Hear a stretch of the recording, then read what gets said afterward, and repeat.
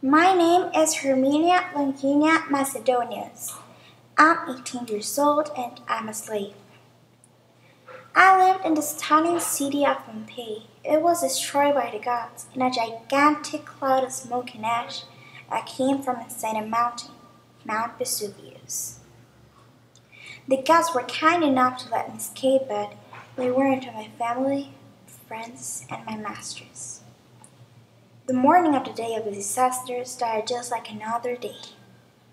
I woke up early in the morning to wake up my mistress, bathe her, brush her hair, and feed her.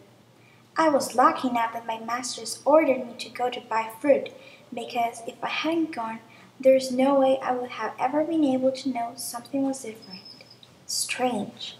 People's livestock was acting quite strange, and there were little tremors quite often, but it wasn't until I heard a roar coming from the mountain that I knew something bad was happening inside that mountain.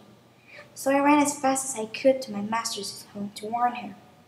I told her everything about the livestock, the tremors, and the roar.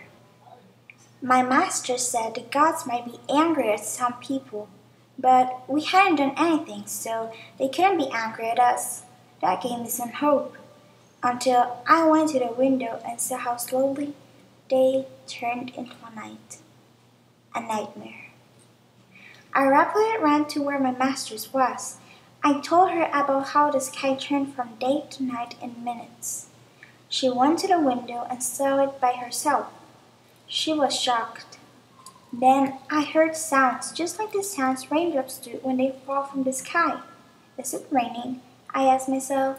Then I went to the window to see if it was really raining.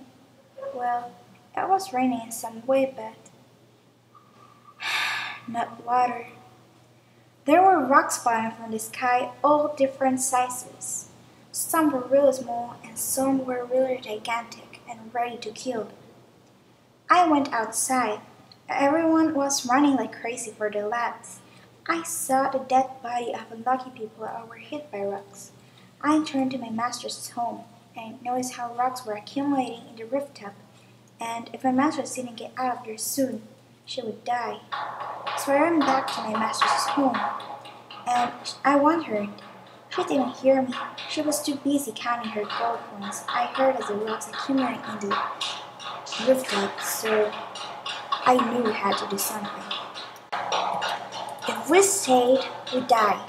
So she wouldn't go. I had to save at least one life here, and I chose mine. So I ran away. Luckily for me, I managed to escape just in time, leaving my masters behind. I watched as the house collapsed, burying my master's body, and with the guilt inside, I ran to the center of the city, where I knew I would be alright, but I wasn't. When I was in the center of the city, in my head I was figuring out ways to escape in my head.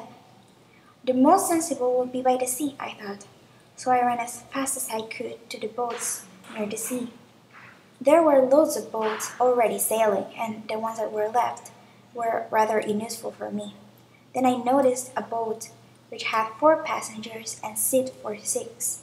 They offered me to go, and obviously I said yes. We had a problem. The wind wasn't in our side. But the gods were kind enough with us that they changed the wind direction and let us escape by the sea.